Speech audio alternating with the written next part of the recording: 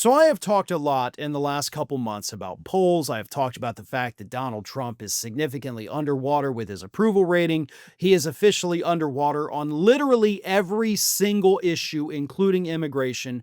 People don't like him. They don't like what he's doing. And of course, they do not like the Republican Party and what they're doing. So a new poll came out this week from the Wall Street Journal. And it once again showed, public doesn't like Donald Trump. The public doesn't like the Republican Party. Donald Trump has a -7 net approval rating. The Republican Party has a negative net 11 approval rating. So both of those entities, huge underwater. Public hates them. Now, here's the bad news. Yes, the public hates Trump. Yes, the public hates the Republican Party. But do you know who they somehow, for some reason, hate even more? The Democratic Party. Because according to this poll from the Wall Street Journal, the Democratic Party has a -30 net approval rating. Trump is -7. Republicans are -11. The Democrats are -30. And you may think to yourself, okay, this poll, maybe it's an outlier. Maybe it's not as bad as we think, right? I mean, Democrats having a, 33% approval rating. It may be an outlier, but not in a good way either, because another poll came out late last week. Rolling Stone had reported on it, showing that the Democratic Party actually has a 19% approval rating. But the Wall Street Journal was very generous and gave them 33%. So it's probably somewhere between 19 and 33%. And if that doesn't get every single alarm bell in the country sounding, then nothing will. Because not only did this poll from Wall Street Journal show that the Democrats are clearly less liked than the Republicans and Trump, it also showed that the public, even though they don't trust either party on the issues, still trust Republicans more on the issues. And that includes the issues of handling the economy, inflation, immigration, illegal immigration, tariffs, foreign policy, and Ukraine. Democrats only have an advantage on healthcare and vaccines.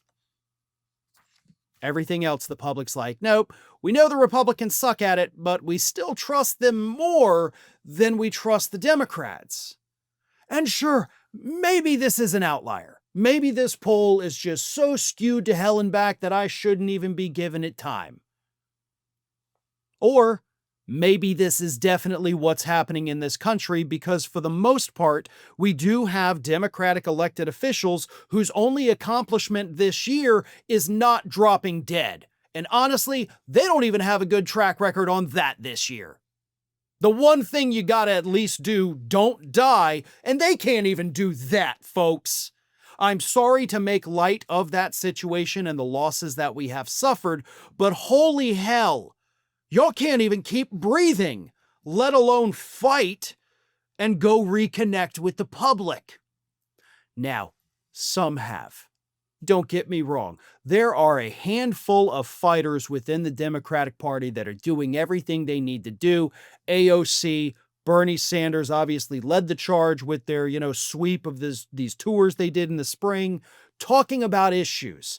Mark Pocan is about to go do that. Maxwell Frost is. AOC has more planned. Elizabeth Warren is joining in. Bernie Sanders is obviously Bernie Sanders. But the fact that I can sit here and list them all off the top of my head, maybe I forgot like 2 or 3 of them. I mean, Jasmine Crockett obviously is phenomenal with fighting back, but the list ends there. I mean, there's not even 10 of them. There's not even 10 Democrats that you can name off the top of your head that are going out there every damn day and fighting as hard as they can. But it's not just about fighting back against Donald Trump. Again, the polls show everybody understands how bad Trump is. Everybody understands how bad the Republicans are, but they still trust the Republicans more on the issues, and that's where the Democrats have to make up this lost ground. You have to go out there and you have to talk to people. You can't just give a press conference and say, we strongly don't like what Trump did today. Thank you very much. That's good. We can go home now. No, you got to go out. You got to talk to people. You have to reconnect with them. You have to reconnect with working class people. And again, some Democrats are trying to do that. Most of them are not. And I'm not saying this to say that, man, you guys suck. I'm saying it to help get you off your butts, to help you, because I want you to go back and win elections. I want you to retake the House and the Senate next year. And as bad as these poll numbers are, you got over a year to turn them around, okay? Yes, the situation is dire right now, but it need not stay that way. You have the time. You have the next month and a half off. What are you doing? Go talk to people. I mean, honest to God, it's that simple.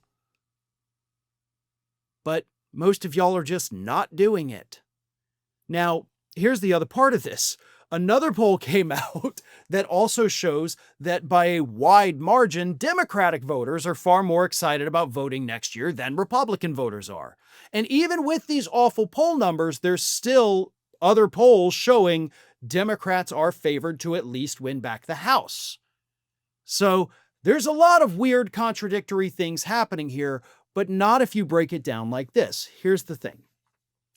Yes, voters dislike Democrats more than Republicans right now, if we're taking the Wall Street Journal poll at its face, okay? But the public is also unhappy with the party in charge. So even if they don't like the party that is not in charge, as we have seen happen countless times throughout American history, they will change course. They will go with the other party just to see if maybe for the next 2 years they can do it. Because obviously these people can't. Maybe we're going to give it a shot here.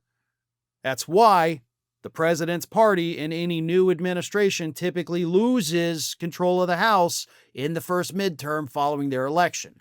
It's a weird cycle. It's not always the case, but it's usually the case. So Democrats can easily make that happen. They have so much ammunition to work with on the issues without even having to talk about Trump or mention the name Epstein. On the issues alone, the big, beautiful bill, the most unpopular piece of legislation this century.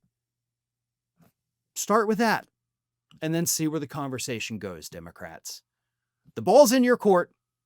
You're down, but the defense is also laying on the ground injured. There is nobody between you and the net. Go make it happen. Thanks for watching today, everybody. And don't forget, if you're not already, please do subscribe to this channel. We have fresh content going up every single day, and I would really hate for you to miss out on that. And speaking of missing out, if you're not following me across all other social media outlets, then get on it. You can follow the links in the description of this video.